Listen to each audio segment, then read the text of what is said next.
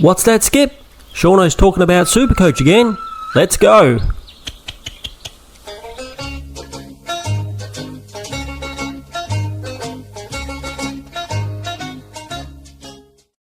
G'day everybody, it's Seano and we're back here for a little bit more Supercoach content. Okay, we're going to get straight into it this week, but before we do, if you would like to sub or give me a thumbs up on my video, that would be excellent, helps me out a lot, so please go ahead and do that. And okay, here we go. So this week, the score a little bit down from last week, a little bit disappointing, but not too bad. We got 1880, 70,000 spots worse than last week, down 73,000. So we're in about the 3,000 for the rank score last week. This week we're in 76,000. So a big drop, but it doesn't matter too much in top 18. We're still in the top 4%. Total score of 8,005, top 4%. Like I've said before, I regard top 10% as a pass mark for the season. So we're shooting for that. So we're not too bad so far, but it is only best 18 rounds. The real game starts now in round 5 when it's going to be the full team, and we're going to have to see how we go. So, yeah, a little bit disappointing. You can't see my leagues over here, but my draft leagues, we won this one, lost this one, won this one, lost this one. Seems to be a bit of a trend that we win 2 and lose 2 most weeks. As for my actual league, classic league, which is the one which is most important to me, we got absolutely crushed. My opponent, Jenny Craig here, had Whitfield as their captain, which playing the Eagles absolutely annihilated them, and I had Zorko as my captain, so that was probably the difference. It was only 33 points in the end. As you can see, we had some good scores.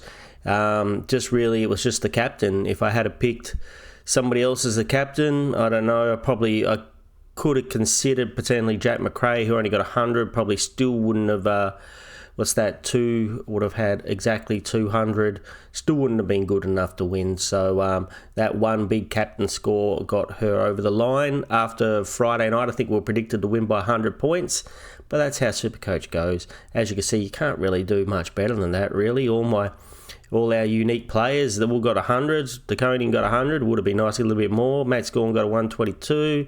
Zorko was a disappointment, of course, with the 90. Unfortunately, that's opposite with Whitfield. He played the Eagles and they absolutely slaughtered them, and he just kept racking it up. With Zorko, they played Richmond and he absolutely slaughtered them, but they decided, because he's an old man, to give him half the last quarter on the bench. He was subbed off twice. I was watching the time on the bench, and it looked like he was on there for at least 15 minutes. Not injured or anything, I don't think. I think they were just giving him the old man rest while the rest of the team feasted. So let's have a look at the team and how they went. Okay, so the back line, cannot complain since we've got Sinclair in.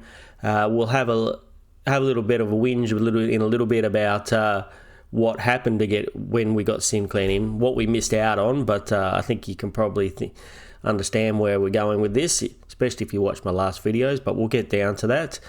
So Sinclair, 118, very good. His highest scoring average defender at the moment. Zorko a bit down, but yes, I don't think he'll be spending 15 minutes on the bench against any team where they're not beating them by 100 points, so I think that's fine. Good on the Sheezer's back. The good old Sheezer's back. 144, that's what we expect out of our Mr. Sheezel.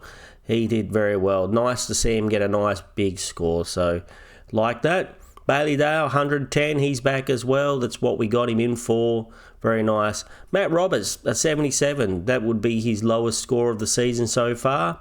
Not too disappointed. He is a potential keeper, so you don't really want that out of a potential keeper, but at the same time, we did get him at mid-price, so we don't know if he's going to be a keeper at the end of the season, but hopefully he can bounce back to those 100-plus scores.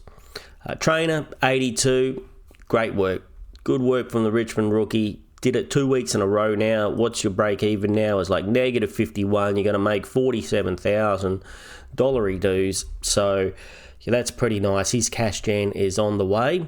Now, you might be seeing that we don't have the Bice in the back here, which is a big disappointment. We'll go along a little. We'll talk about what trades are made and what I'm thinking about next week soon, but not getting Bice in really hurt me. 120 something he scored as a rookie and went up like 80,000. So that was a miss. I would have had to boost probably to get him, but to earn that much money, it might have been worth it.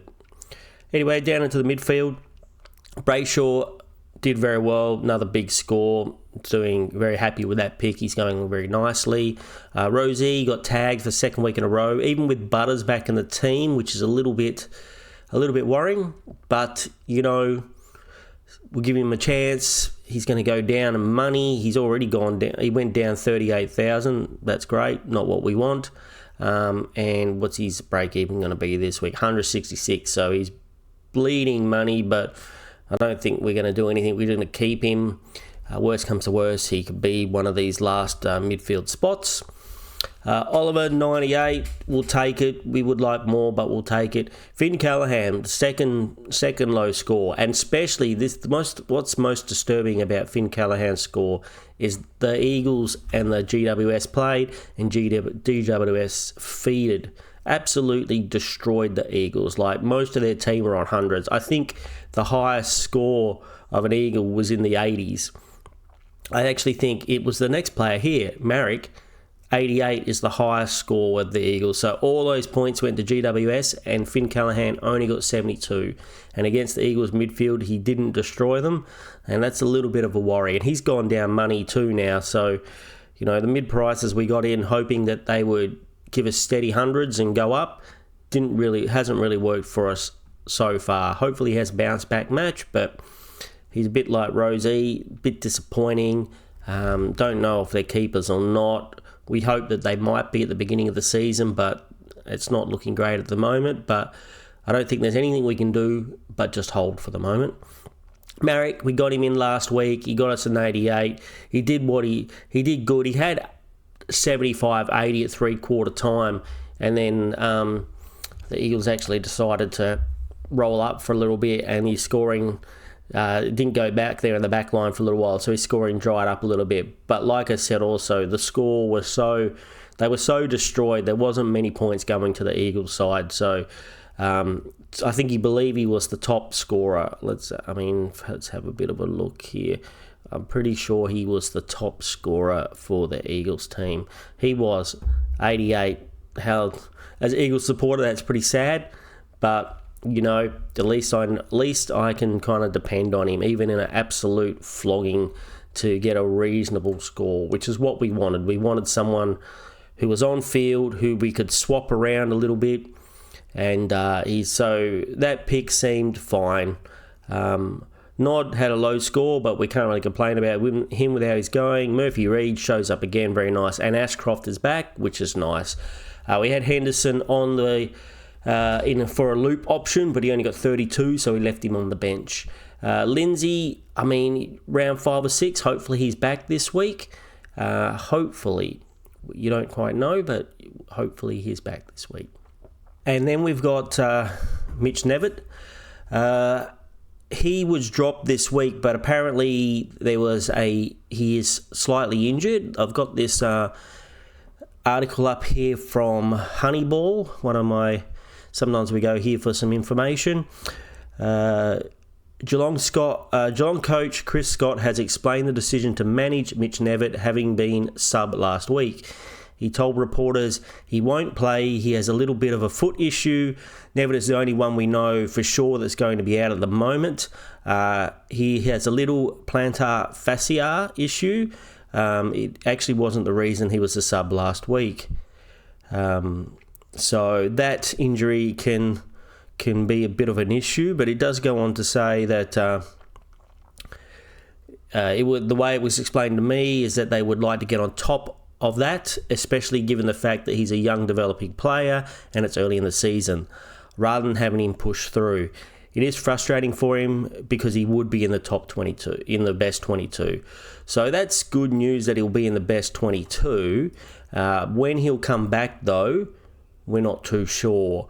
So hopefully Lindsay comes back this week, which gets me a bit of coverage. As you can see, we don't really have any coverage. You don't want Henderson on the field. Yes, you might say 32, but he's still making his money. His break even is 29 now, so he's going to have to get a reasonable score to push that money gen on. We did get him for 99, so he's made us 70 grand, hopefully a little bit more.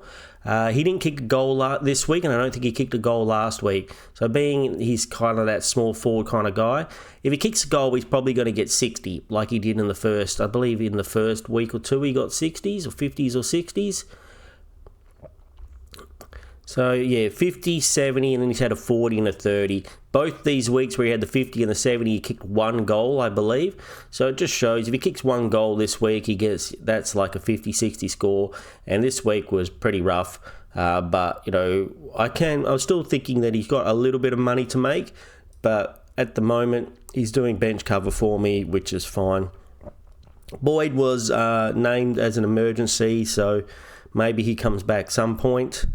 Gawn got his best score of the season so far, I believe, 122. Hopefully that means he's back, even though I did watch that game and his scoring started off pretty slow, I have to admit. So that was against Geelong, right? So you really expected him to slaughter Geelong. He didn't slaughter them, he beat them. Reece Stanley beat him. I believe they brought back in Reece Stanley. Yeah, it's still a worry, but we got to back him in. Tom DeGoning, 100, not as big as he's gone so far. Probably his lowest score so far this season, but we'll take it. Rankinine, 81, a little bit down, but still probably the number 2 forward behind McGray. Got himself a nice flat 100. We'll take it every day of the week. Look, he's already up at 514,000, which is nice. Now, here's where the drama started. So, if you watched my trade-in video, the trades we did, we got in Marrick and we got in Smith. And we had to get in Smith, we had to get rid of Jason Horne-Francis. Now, we knew it was going to happen. We predicted it was going to happen.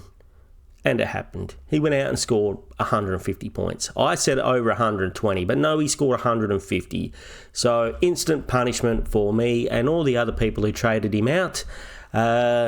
Hopefully, well, if he does that every week now, you're going to have to get him back in at some point. But hopefully that's just a flash in the pants and that's not going to be every week. Well done if you kept him. If you've got him in your team now, he's eventually paid off for you and holding him worked.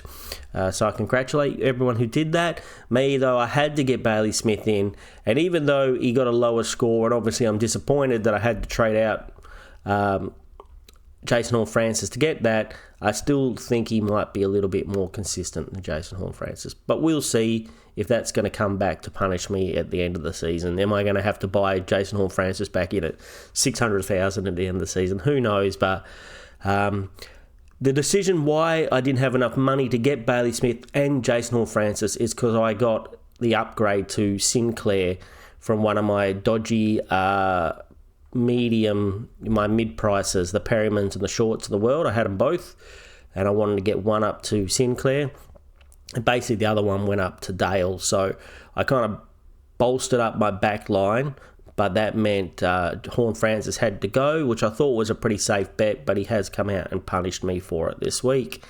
Caleb Daniel, 92, you're not going to complain against that. He's just cruising along nicely. Davison back down to earth with a 54, which is kind of more than where we expect from him, but at least we know he can go big. He's still got cash gen to go. He's still negative 32, so he only needs a 68 to go up 40k. Connor Stone got a 29, pretty disappointing. I'm not too sure against the Eagles, an absolute slaughter. He couldn't get a goal. Says he's playing a halfback role, but he's played 78% in a halfback role. Maybe it's just because the ball wasn't in the halfback that he got such a low score. So the fact that he's a forward playing a halfback role still means to me that he's possible can get a decent score, but he hasn't really shown it so far. What's his best score so far? The only other advantage is he may get mid-forward DPP in a couple of weeks. So I don't really like having him. He's got 60, a 40, a 40, and a 29. The biggest crushing performance against the Eagles where they destroyed us, he only got a 29. And his break-even's like around 29 now. What is it? It's 24. So he's going to need a spike score to get that cash gen going. But the fact that he might be turned into a DPP in 2 weeks' time might save him. It's with the move I have planned for this week. Then you got Warner, got me a 35 too. So the rookies hurt me a little bit. Break evens for him is 36, so his cash gen is pretty much over. And he would also have to have a spike score. What's his best score so far? I should be doing this so you guys can see it, sorry. His best score, 50, 72, 56, and 35. So, he's 60 is probably the best case scenario. Unless he has a special game where he gets a few goals or whatever. He's gone up. Did we get him? No, we paid, I think, 150k for him, so he hasn't gone up that much. He's only gone up about 60k, but he doesn't look like he's going to go up very much more. So that was my team this week. As you can see, there were some successes and some fails. The Jason Horne-Francis thing is, like we said, is a bit annoying, but, we're going to have to deal with that. Let's actually see, did he make, so he made his break even easily. So he was going to go down a lot. He went down 40k. I sold him when he went down 40k, so he lost 40k, and then basically he makes enough, he just goes down 500.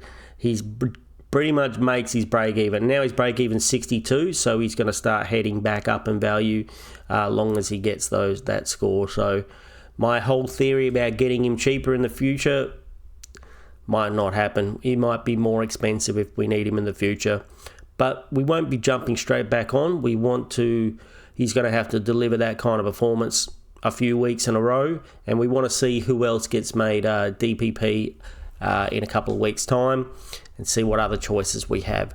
So this week, we don't want to muck around this week. We didn't use a boost last week, and that cost us getting Riley Bice. My big question to myself is that my plan this week? Are we going to get Bice in? So if we just fix up the team, so who we got early games? We've got Geelong and Adelaide got early, Collingwood and Sydney early. I don't really know who I want to use as my VC. None of those. No Adelaide or Geelong. I mean, I guess I could maybe put on Bailey Smith, but that seems a bit risky. Collingwood and Sydney, I don't have any of those players that I want to put it on. Gold Coast, I don't have any players. North, Cheezel, I guess is Vice C, but he's been very unreliable. So I think this Saturday game looks like Zorko maybe will go to vice captain against the Western Bulldogs. Hopefully there'll be a closer game and they won't leave him on the bench forever. And then, so that's a Saturday game. And on Sunday, we could potentially think about, when does Melbourne play? Melbourne plays on Saturday too, Melbourne Essendon. So Gorn an idea. Do we want to think about McRae again? It's a bit, when Freo, Andy Brayshaw. Freo play Richmond. So maybe that's the way to go. Maybe Brayshaw's form's bringing him in. Maybe that's the way to go. Not too sure, but vice captain choices, I think that's a reasonable choice. The other choice could be going down more for, if you had Whitfield like my opponent did this week, maybe that's a choice. St Kilda, I could have a go at Sinclair, I guess. Hawthorn and Port Adelaide, I don't trust Rosie at the moment. I'm thinking that for me seems the reasonable. I mean, you could also go De Koning. He's playing West Coast for Saturday. You could do him as your vice captain if you like. Everyone knows that West Coast don't have a ruckman, or the one we have we're not playing for some reason. So maybe that's a good choice. So I would think the VC on Zorko or De Koning, and the captain's got to be on, maybe can go McRae, Brayshaw. Probably seems the most likely for me. All right, so as for trades for this week, that's the team sorted out. Who are we going to play? We'll probably put Kako on field, I would think here. Melbourne, we decided we're playing quite late, but I still think even though they play quite late, he's still probably the best opportunity to loop. We can always bring in, instead of Reed, even though Reed's been doing very well, I guess, if for some reason Henderson smashed a big score, which doesn't look like he's going to be doing. So I think that's fine. For the back line, who do we pick? We'll do, if we're going to loop, we need who plays first out of Richmond or Essendon. Essendon plays on Saturday, so we put the E on the Essendon guy, and then if he gets a big score, we'll chuck Patton there. If he doesn't, we'll put Trainer. We'll keep Trainer score. If Trainer has a good score, he stays there. If not, if Zach Reed has a good score, we chuck Patton there. Otherwise, we'll let Trainer have a go. Down to the forward line, yes, Hewitt's not playing, but because he's got that DPP, he gives me a little bit of movement so far. So we're going to get rid of him if we 100% need to. I kind of think that Chad Warner might be going, and we might almost just be doing a rookie swap for money. I'm tempted just to go trade out Warner. If we go Supercoach Plus, go to Cash Cows, and then we have a look.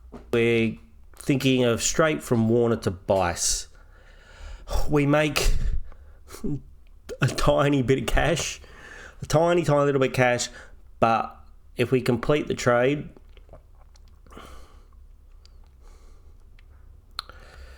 so Bice is going to still make a lot of money. So we missed out on 80k, which is pretty disappointing. He's negative 98 break even. So he looks like at the moment he's looking to be one of the best cash gen guys of the season, cash gen rookies, and we have missed him, which is a big mistake. But if we go like this so you guys can see,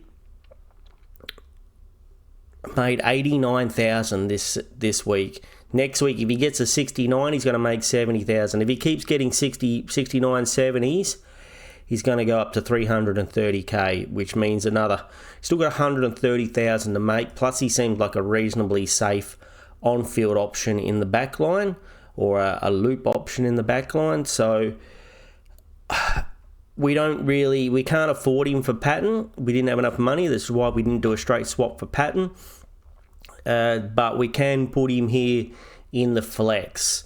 So, and that means we can, we've got maneuverability to put one of these guys back in the flex if we wanted to, put them back on the bench. At the moment, the bench isn't looking that great, crew. So, we don't have a lot of options. Like, we'll have Stone playing here, hopefully. We'll have Henderson playing here. If we're really lucky, Lindsay comes back. If Lindsay comes back, we'll probably put Bice on the field in the back in the back line. Am I going to be able to do that? Trainer or Reed or somebody there. We might not be able to get Lindsay on if we do it this way.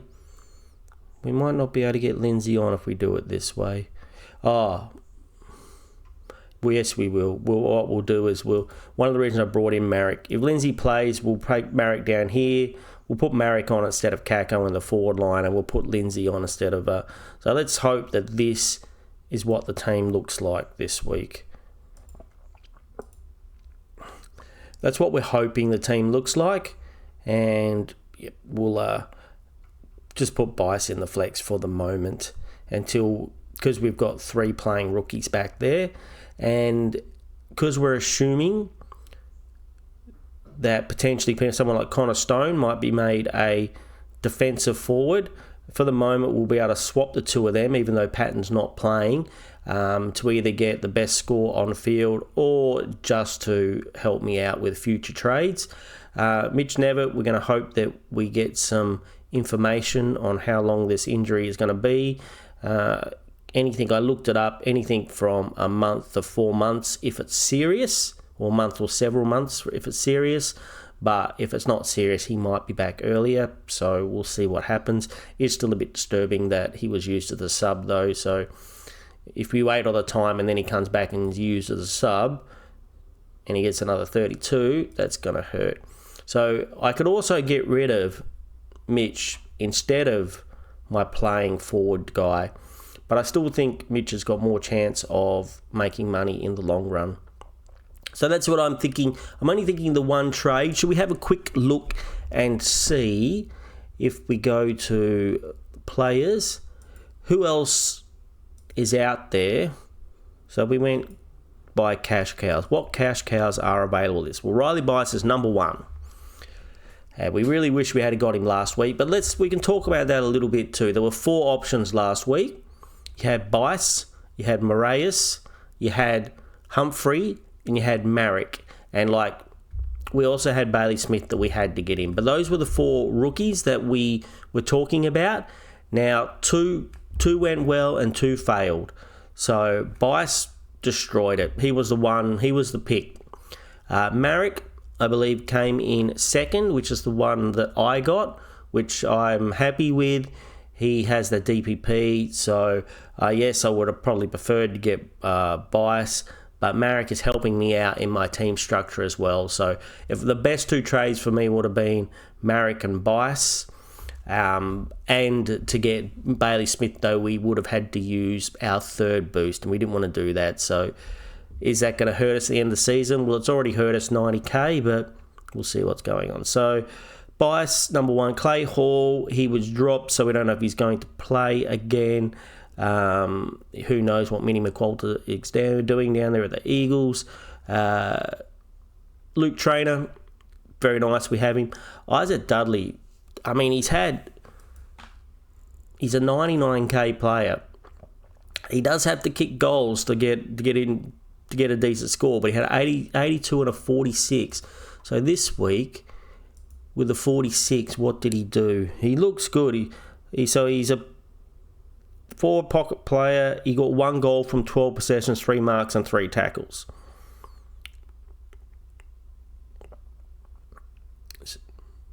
12 possessions. Only one of them was contested. Went at 75% and played 71% of the game. Only 2 clanger acts. So it's not too bad. If you need a forward rookie this week, or you're looking to offload someone and make some money, maybe that's the way to go. Do I want to make 2 trades this week? Not too sure. Who would you unload in the forward line? Well, I just got rid of Corey Warner, so I could potentially get rid of Corey Warner, and I could get Bice instead of Patton back down here in the back, and then I could still put him there if I want to, which we might do. If we were to trade him,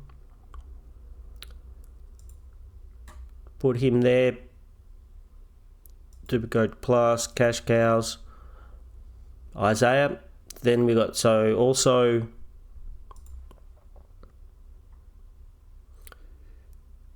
who else we got? Conor O'Sullivan, he was a good pick for all of you guys out there who picked him. It's very nice. Neil Erasmus, don't know what's going on with him. So Moraes, you probably missed the boat on him. He did okay, just like we said in our trade videos. He only had to make a 40 or so to go up 40 grand. Now, that's all he did. He'd made a 43. But if he gets a 50 next week, he'll go up another 30 grand. So he and Bias were the safe picks. And even though he didn't do that great, it only takes, if he got another spike this score, you'd go up by 50k. So can't be too unhappy with him. Yes, you might have liked the bigger score, but you got him there for the money. Now, Toby Travalia. Let's have a look at you, my friend. So negative 32 break even.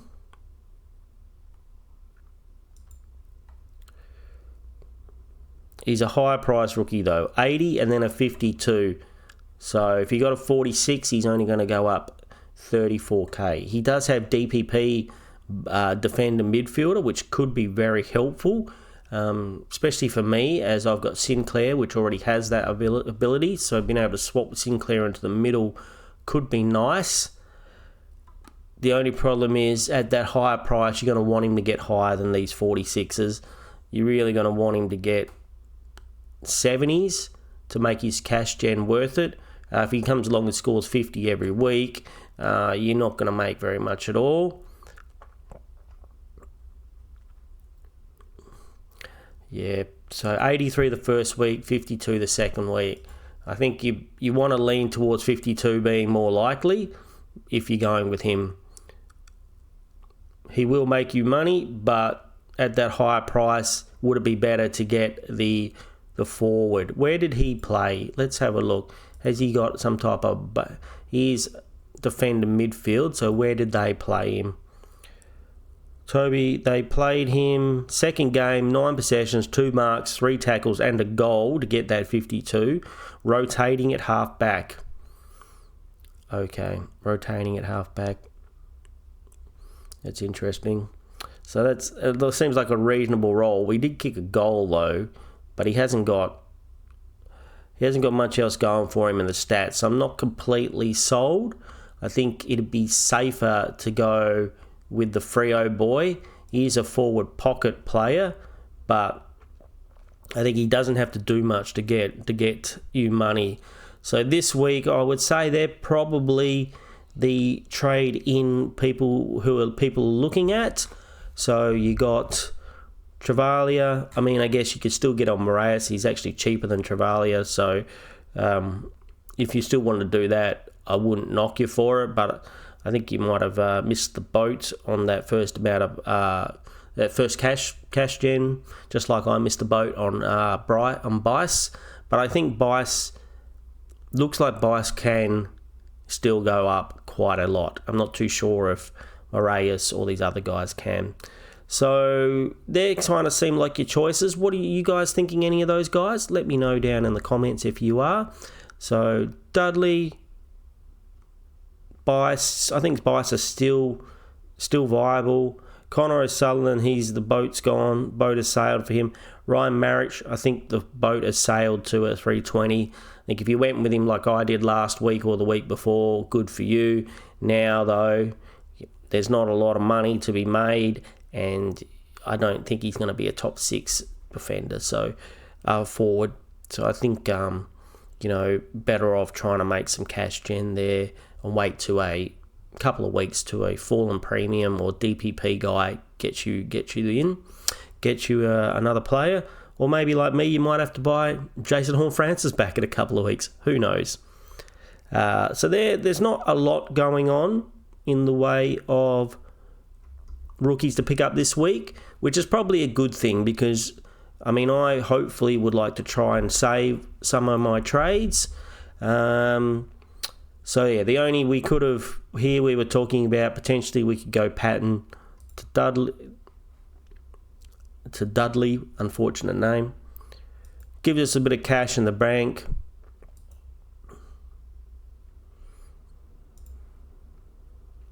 Gives us takes a player off which is not performing. Means we've got these 3 all generating cash in the back line for us. And here we would probably, I mean, who do we really want? I mean, if Lindsay plays, that's great. Do we really want him? We wouldn't really have much option, right? It's only going to have to be, it would have to be him or Kako No, Kako we can take up here. Then we could potentially put Lindsay.